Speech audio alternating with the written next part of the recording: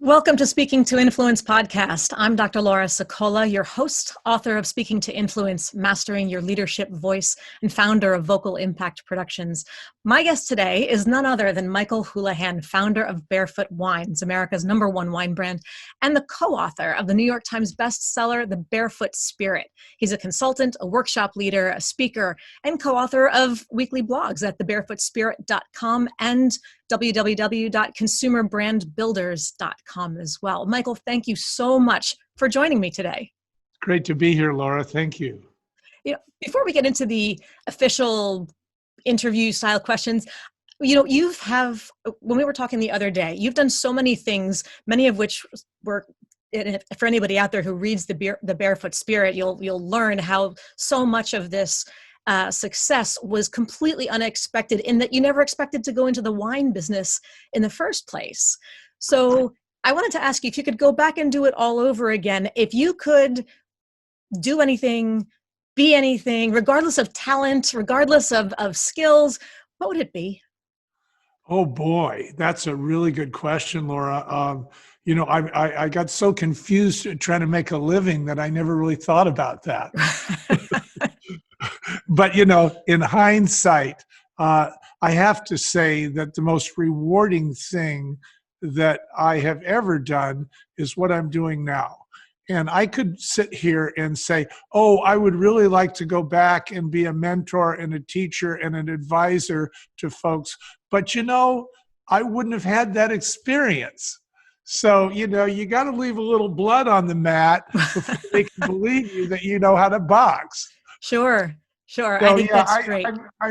I'm pretty much, if I could go back, I don't know. I really like teaching. I love the opportunity of working, especially with millennials, and being able to see how it is that my experience can help them and save them time and money. And when I see them succeed, I am just thrilled.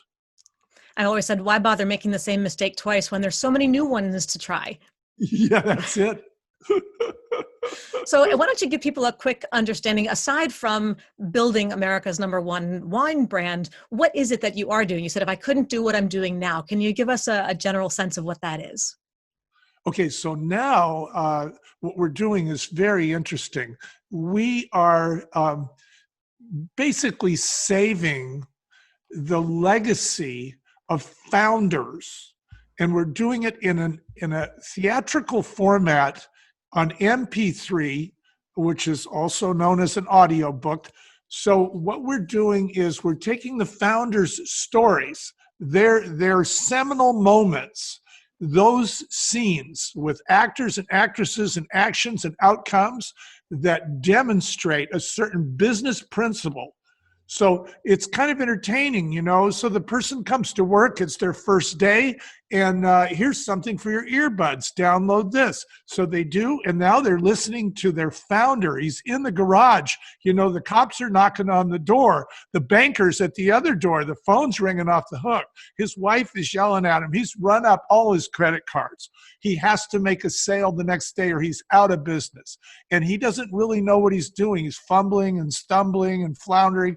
But guess what? He built that multi-million-dollar job, that business that is offering you that job. And so now you identify with them and whatnot. So what we're doing now is we're preserving people's legacy in a way that reduces turnover and increases engagement. That sounds like so much fun for a founder to be able to tell their story, tell the story of their company. Like we've watched the Steve Jobs building Apple documentaries, docudramas, whatever they may be, but doing it instead of in movie format in audiobook. I love the concept of audiobook because you're not tethered to your device. You can be jogging, you can Sure. be changing your baby's diapers or cooking a fine meal. What I really like about audio over video is video stretches your imagination up to about the size of the screen. But if you remember those pictures from the old 1940s pictures where the family was in the living room and they were surrounding the radio and they were just staring at the radio, staring at that speaker, but there was no screen there. So people today might look at them and say, what are they so intent about? Well, there's a whole movie going off in their brain. and they are participating in the movie because That's they great. go out and grab props Sure. from the milestones in their own brains, so they become part of the story. But it's not just an audiobook. I mean, I wrote a book and I have an audiobook version of it. My audiobook is me reading my book aloud, narrating my own work. You actually do it as an old-fashioned radio play style where there's sound effects and there's actors playing all the different roles. So it takes the concept of audiobook to a whole different level. Exactly, exactly. There's a knock at the door. There's a hush. All of a sudden, somebody walks in. Oh my God, it's so and so. And then the dialogue starts, and then the music builds, and then there's more sound effects. I have listened to the Barefoot Spirit, and it is the story is amazing, and the experience of listening to it is Oh, equally thank you. just, it really sucks you in. You forget where you are, just like a good audiobook should do. This just is that much more engaging because there's so much more to it. So I love the idea of you being able to help others tell their story, and hopefully I'll be able to do the same one of these days and get you to help me tell mine. Well, So we love to help founders, I mean, just to get through what we've gotten through. I mean, you should get a lot more than a badge. I mean, it's just, oh my God. yeah. So in this new role, the fact that you've gone from building wineries and the wine brand to this new whole program, and again, you're a coach and you do trainings beyond the audiobooks in helping companies to build and scale and even sell. Who do you need to influence? I mean, it seems like there's so many hands in so many different pots. When you think about your role in all that you do, where does influence come into play? Well, there's influence on many different levels. Okay. Sure. In the wine industry, we had to make 7 sales. So we had to influence 7 different people.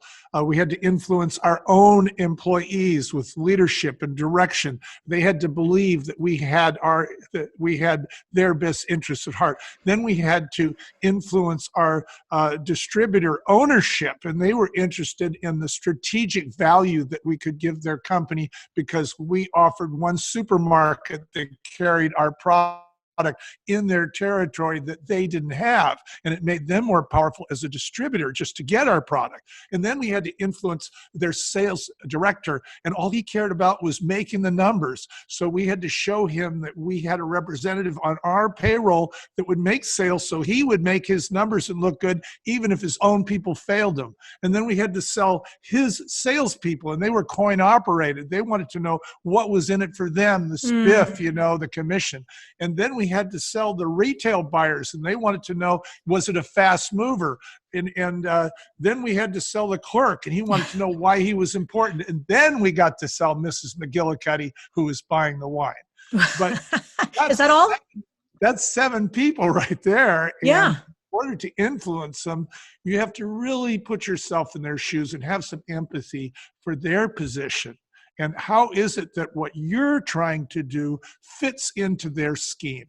So that was then. But now what we're trying to do is we're trying to help founders influence their own people by saying, hey, I'm not that much different than you. You can identify with me. I've had troubles just like you've had troubles. I've been out of money just like you have. I had to stay up at night and worry just like you do. And guess what?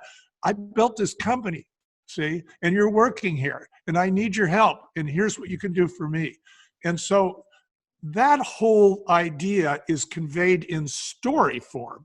So I'm using story as a tool of influence. Yeah.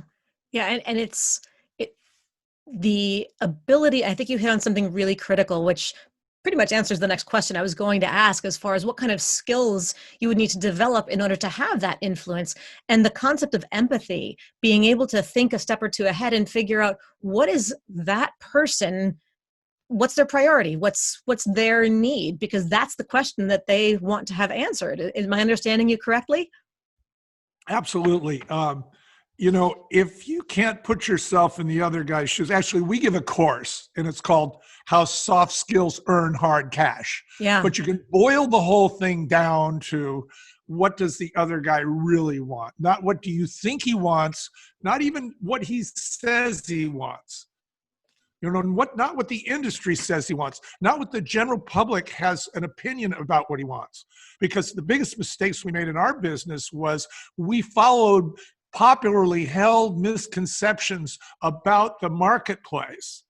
And those popularly held misconceptions, they were all wrong. When we got into the marketplace, when we really started talking to people, we found out that the things they wanted were surprisingly different than we had ever imagined. Like what? And, well, like, we talked about the clerk, okay? So here's this guy, he's a clerk in a store, right? He's either working In a wine his way store? through college or he's a high school grad. This guy is critical because if he doesn't take your wine and put it in Mrs. McGillicuddy's hand and say, this is great wine, you can trust me. I'll be here tomorrow. You can come back and throw it at me if I'm wrong. The thing is he's putting his reputation on the line with her. And the fact of the matter is it's making him feel important. Yeah. What we're doing is we're singling them out and we're saying, after all this other stuff that we went through to get you right down to this clerk right now in a store, this is where the rubber meets the road. Right. This is where the distribution meets the customer. And you are it. You're on the front lines, and you're very important. And we don't just give them a baseball cap and take them out to lunch, which we do. But we also tell him why he's important. And guess what? He will reorder our product. We won't have to ask him. He will promote our product. We won't have to ask him because he knows that the people behind that product think he's important. And it's funny. I've always said that everybody in the world listens to the same universal radio station, WIFM. What's in it for me? Exactly. You can answer that question, an awful lot of doors open up. So that doesn't strike me as a lesson that was easy to learn. Like, we're on chapter 6 of How to Run a Business book. Number 1, make sure you figure out what all these people want, and then you're in. So tell us about a mistake that you made along the way, or a lesson that you had to learn the hard way. Okay, so this is like confession, right? Yes, exactly. So like, bless me, Father, I've sinned. Bless me, Mother, yes. Is. Yeah, here it is. Okay. Like most people who develop products or services, we can't help as human beings falling in love with our products and services. I mean, our friends like it, our mom likes it, the logo's cute. Everybody says it's killer, it's very cool. We use the cool word a lot. But nobody has really asked the other guy what he wants. And so for the first, say, 3 to 5 years of our business, the biggest mistake I made was going out there and beating everybody up about features and benefits. And I mean, I couldn't believe it. I got this report that our wines were not selling at this supermarket in Minnesota, in the St. Paul. So I got on a plane, flew back there, and I wanted to know why, because it was a big supermarket, very important. And when I get there, it's out of stock. And I said, of course it isn't selling. It's not in stock. So I went in the back room to see if there was any in stock, and there was the wrong SKU. The wrong type of wine was back there. It was our product, but they delivered the wrong type. And like 2 months had gone by, and by that time, the scans were showing up on everybody's screen, and there was no sales in that store. So I went to the distributor, and they said, well, it's not my fault. It must have happened overnight when they picked these orders. Maybe you have to go talk to Jimmy in the warehouse. So I go talk to Jimmy. He says, oh, no, that's not my fault. He says, you got to talk to Fred. He's the forklift operator. I said, what time does Fred come in? He said, midnight. I set my alarm. I got up, at 1:45. I went down there. I took a sandwich with me, and I sat down, with this forklift operator. And I said, just pray tell me one thing. How come you've made all these missed deliveries? He says, get up on that forklift. He says, I want to show you something. He says, look out. He says, what do you see? I said, well, I see a dark, dimly lit warehouse. He says, what's in that box over there? I said, well, I can't tell. The tag is too small, the label. He says, I said, oh, maybe I should make my labels bigger? He says, no. He says, why don't you make each type a different color, the entire box? Like a red box, I'll know that's Cabernet Sauvignon. A blue box, I'll know that's Chardonnay. a green box, I'll know that that's Sauvignon Blanc. And then I won't make these mistakes, see? Yeah. Well, we did that for the whole country. But did you notice I didn't say anything about the features and benefits of our product? Sure. I really had to become humble and deal with, okay, then if the wine isn't good enough, or if it isn't priced right, or if it isn't cute enough, what could it possibly be? Well, how about this confusion in a warehouse because of your packaging? A very nonverbal communication in that way. You can't see you, color combinations or those Yes. kinds of Who would have thought, solutions. midnight in St. Paul, I get a big wake-up call. Yeah, I think that's a great example of the kinds of miscommunications that, like, you can take every course on the planet, but if the answer is make your boxes red, yellow, blue, and green, okay, you can argue the logic of everything else you want, but no, sometimes the best solutions really are the simplest ones. Yeah. And this is why, as we got better at, getting away from features and benefits and getting into what people really wanted, we developed this slogan. We called it "Make Friends in Low Places." These are people with dirt under their fingernails. They do the real job. They're the truck Yeah. drivers and forklift operators, the clerks, the people that are involved in the bowels of the system. Yes. They know what works and what doesn't work because they see it go by every day.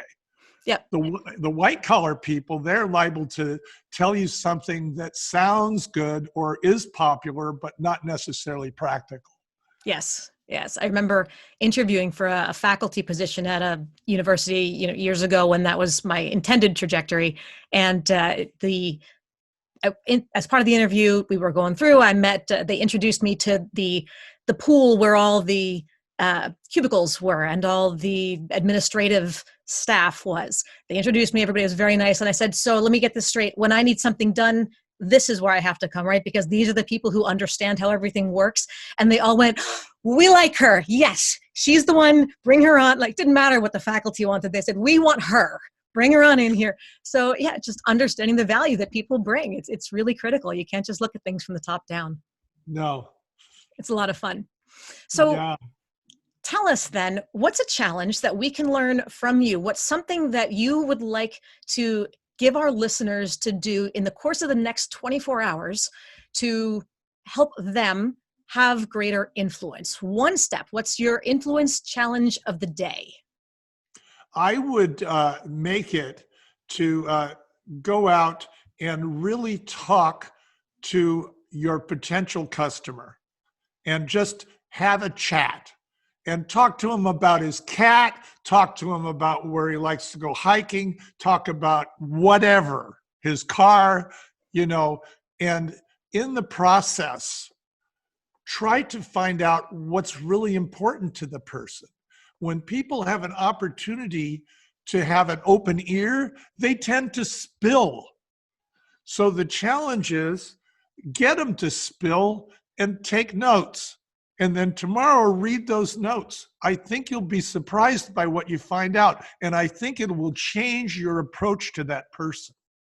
And if they aren't in direct sales and working directly with customers, this can be expanded to direct reports or to people in your IT department, or it can be expanded to outsourced services, for instance. What does my accountant really like? Okay, by talking to your accountant about what they really like, you have a better understanding about how to present things, when to present things, how to frame questions. You become much more efficient in your ability to communicate the more you know about people. And no, it doesn't have to just be a customer. It can be your boss, it can be your direct report, it can be an outsourced person. It can be, you name it, a vendor, anybody that you're relating to. We basically have three relationships. One relationship is our vendors or suppliers. Those are people who are either selling us something or we need a service from them. Mhm. Okay. And then there's people that actually work with us. And those are like direct reports, employees, or outsourced people. And then there is customers, and those are people who are actually paying us money for something.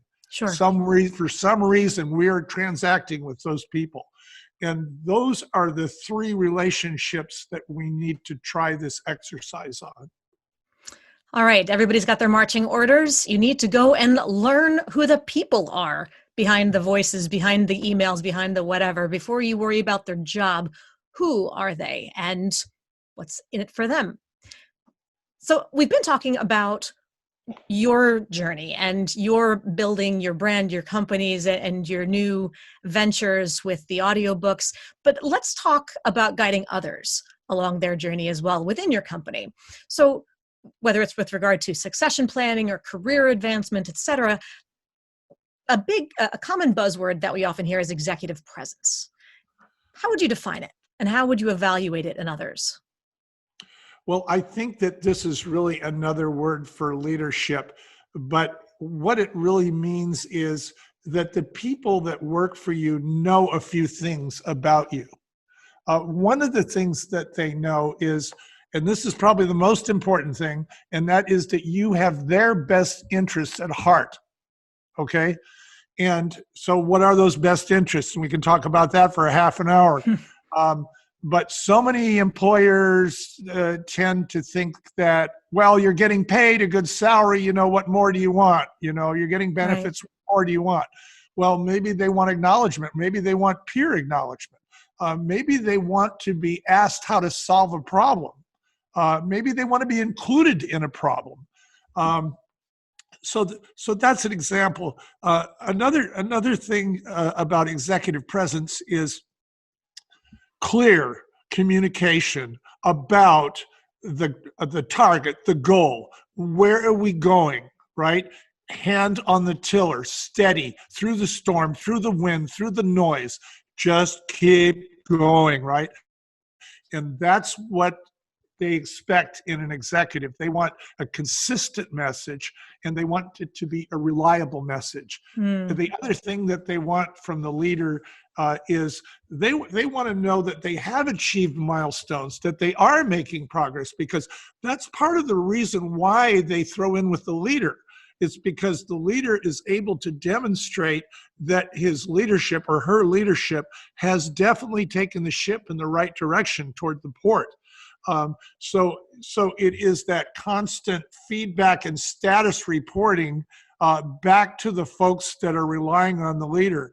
So you see that the people who are like recognizing executive presence are recognizing three things. They're recognizing their importance to the leader, and that the leader has their best interests at heart.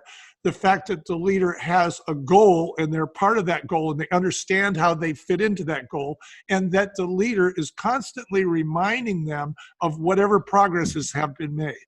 So those would probably be the three essentials. There's other things, but they kind of fit in under those three umbrellas. Sure. So then when you're grooming a high potential employee for an executive position, for promotion, or you're looking to hire someone outside, what are the three most important communication skills that you look for? Well, first thing I look for is, do they take responsibility for their own behavior? Or are they a blame gamer? If in the interview, one of the questions I always ask is, tell me about the biggest mistake you ever made and how you handled it.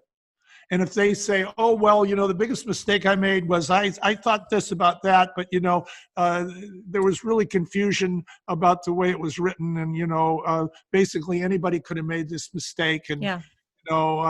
We went on, and achieved millions of dollars, even though the mistake was made. That's the wrong answer. Okay. Yeah.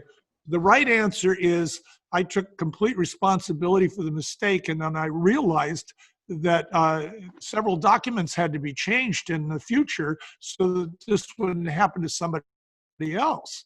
There was misunderstandings. I've changed the way that I communicate with people. Here's the 5 things I did to solve the problem. That person is so hired. They are so hired.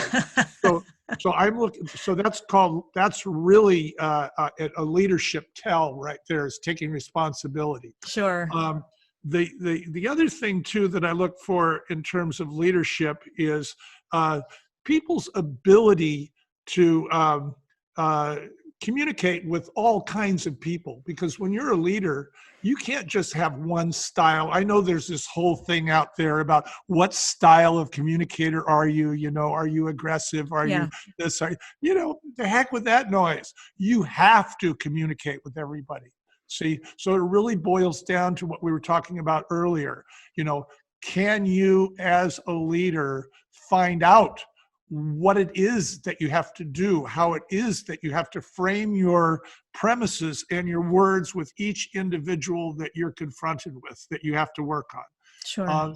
So that's also important. And one of the ways I find out about that is I bring other people into the interview who I know have very different personalities, and I let them take over different parts of the interview and see if the person can be a chameleon, basically reflect their personalities.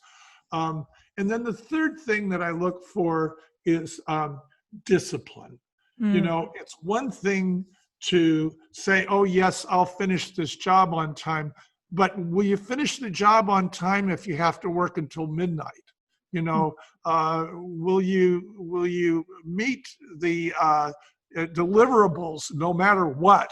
In other words, can I trust your word? Are you going to be somebody who I can depend on, right?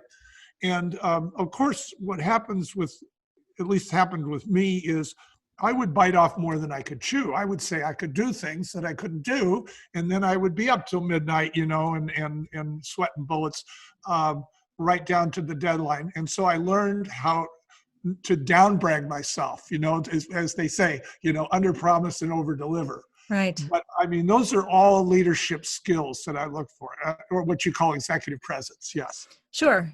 And so you know what the opposite looks like and how to use that as a red flag of sorts to decide, oh, okay, you decided to defer or to deflect that responsibility rather than taking it. So yeah, perhaps we won't hire you after all. That's a good red flag. And if there is executive presence in the room, then there's low anxiety in the room, right? There's low confusion in the room, right? People are peaceful. They're moving ahead. They're working their butts off, but they feel very confident that they're on the right track. And that's what it's all about. So then when everybody's on the right track and they are coming now, they are reporting up to you with whatever information is, whether it's a pitch or an update or a quarterly progress of some sort, what do you wish they would all do, or for that matter, stop doing? Okay, well, this is a good question. And, it's a real pet peeve of mine, especially with, say, folks that are kind of like under 40. You give them something to do and they either do it or don't do it, but they don't tell you that they did it and they don't tell you that they didn't do it. So in other words, they are trying to hide behind vagaries to the degree that if you call them on it and you say, Bill, I gave you this 2 weeks ago. I haven't heard a word from you. I don't know where you are. I'm up at night. I'm worried about you now. Oh, I took care of that last week. See? Yeah.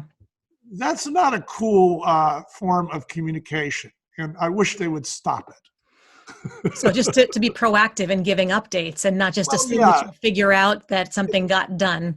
Let me tell you, your boss is much happier hearing that you're going to miss the deadline or that it's too much work or that you can't do it than believing that you either did it or worrying that you didn't. Yeah.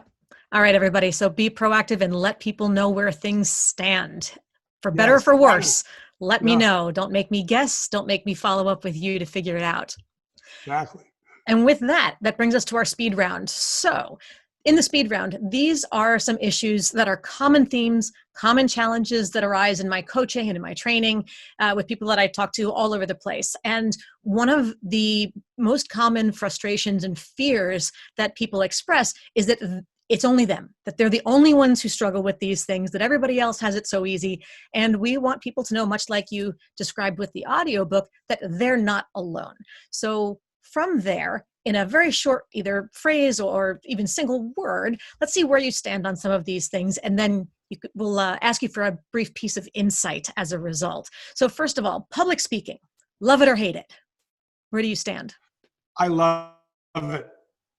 And And I love it because it's humiliating. It's like looking in a mirror. You're getting instant feedback from real people about whether or not you're getting across to them or they're checking their Facebook page. You know it. You know it. so can I make a qualification in there? Because somebody mentioned something to me a little while ago that I thought was genius insight.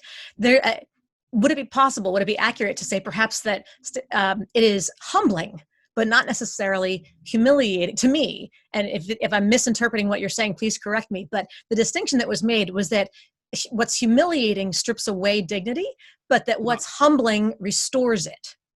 Absolutely. I agree with you 100%. It is humbling. What it does is it takes the ego down a notch and says, okay, then what do I have to do? And so it forces you to seek help. It forces you to go out and find experts that can help you in communication or in stagecraft, or voice lessons. I mean, there's so much to know if you're going to be doing public speaking, but it's just like anything, do you like driving? Well, if you've never driven, you're probably going to have a hard time, but after you learn how to drive, you're enjoying it. Right. Yes. And so that's the thing. You have to understand what the rules of the road are. And so finding experts, there are so many experts out there to help with different aspects of those rule books, so to speak, and learning how to drive right side of the road, left side of the road, manual, automatic transmission, etc. So feel free. And for those of you who do need some of that help on the public speaking front, feel free to reach out and say hello. There you go. So question number 2, introvert or extrovert? Where do you fall? Well, I am an extrovert. Which has gotten me into a lot of trouble because I will be very adamant about things that I'm wrong about. Okay. And then I have to go back and eat crow. Right. But, you can't change the stripes on the tiger. And instead of trying to, basically muzzle myself, I figured out what I can talk about and what I can't talk about. So, I've learned how to defer. I've learned how to say, I don't know. I've learned how to say, I don't have an answer for that. I've learned how to say, I'll seek an expert's opinion and get back to you. But yeah, extrovert, It doesn't just mean that you're excellent at stuff. It doesn't just mean that you're and introversion or extroversion is not genetically correlated to being good at public speaking either. So we want to make sure that we disabuse people of that concern. But that's a great area for growth, is learning how to say, I don't know, and learning how to back off. I think a lot of us on the extroverted side need to work on that as well. And my final speed round question for you is, when faced with conflict, either it comes at you or you need to engage somebody else, what's your genetic reaction? Fight, flight, freeze? It's not fight or flight. Okay. It used to be fight, because what it used to be was, we'll just hammer them with features and benefits and pricing and show them why what you're offering is such an incredible value, and why can't they see it? What's wrong with them? But what I'm doing now is I want to know what the other person wants. And the reason is because once you know what the other person wants, you are going to get what you want. Because now, once you know what they really want, you can give it to them. Right. Yes, you give it to them in exchange for some of the things you want. See? But you can't get them to do what you want without knowing what they want. So this gets back to what we opened our interview with, which is putting yourself in the other guy's shoes. I don't think it has to be fight, flight, or freeze. I think it can be ask and listen. Exactly. And my goal is not to convince people to pick one. It's the fact that most people's initial instinct is in one of those directions. But the idea, of course, as we evolve and grow and mature and learn, is to figure out that we shouldn't just allow ourselves to run to that first extreme, but to figure out a better solution. So I love your advice, and for people to be able to recognize, okay, my instinct may be telling me to do this, but let's see what other options we can find that'll be more productive for everybody. So thank you for sharing that. And that actually is a great way to bring everything to a close and wrap it up. As you mentioned, right back to where we started with the idea of putting ourselves in the other person's shoes. So with that, Michael, tell us, how can people learn more about you and your organization? Well, I have several places you can go, but I'll just make it real easy for you. Go to thebarefootspirit.com. So the Barefoot Spirit, that's the spirit behind the Barefoot brand. And now that you've heard us talk a little bit, you know that it was more of a business mindset than a wine brand. And that's the part that has survived the wine brand, has survived the sale. It's what we're doing today. Thebarefootspirit.com. That's great. And is there anything that you wanted to offer our guests today? Our Well, listeners, I would like to offer our guests a free chapter of our new, what we call Business Audio Theater book. You'll get a big kick out of it. It's got actors and actresses. It's got scenes and outcomes. It has music. It has sound effects. It's 3D audio. It's something like you've never heard before. And it's I'm going to give you a free chapter. Okay, it's 25 minutes. Maybe if you like it, you want to buy the rest of the book. you But, will trust me. and I'm going to make sure that Laura has it in her show notes. And, Yes. And please let us know what you think about it, because we're really big on feedback, or as we say at the Barefoot Spirit, we want feedback. That's great. I love it. I have to figure out a way to steal that and use it somehow, because that's really cute. So once again, Michael, thank you so much for joining me today. Everybody else, by all means, download that chapter. You will not want to miss it, of the Barefoot Spirit. And remember, of course, everybody, if you want to download our quick start guide to mastering the 3 C's, command the room, connect with the audience, and close the deal, go to speakingtoinfluence.com. I'm Dr. Laura Sicola, and you are listening to Speaking to Influence, Communication Secrets of the C-Suite. See you next time. Hi, everyone. This is Dr. Laura Sicola, and I want to sincerely thank you for listening to the Speaking to Influence podcast. If you love listening to these episodes as much as I love bringing them to you, be sure to subscribe so you never miss an episode. And please go to iTunes right now to rate and review our podcast in order to help us expand our reach so even more people can master the 3 C's to command the room, connect with the audience, and close the deal. Thanks for listening to Speaking to Influence, Communication Secrets of the C-Suite, the show for leaders who want to speak with impact. The hosts, producers, owners, and media distributors of the show make no guarantees that the strategies and information discussed will result in profit or other success, and may result in losses. The opinions and statements of the hosts and guests do not necessarily reflect the opinions of the owners, staff, managers, broadcasters, or sponsors of the show. No medical or psychological therapy or personal or professional wellness or relationship advice is offered in the show. You are advised to seek counsel on matters related to your health, family, relationships, job, or other business and legal matters from licensed advisors in those areas prior to making any changes in business or lifestyle.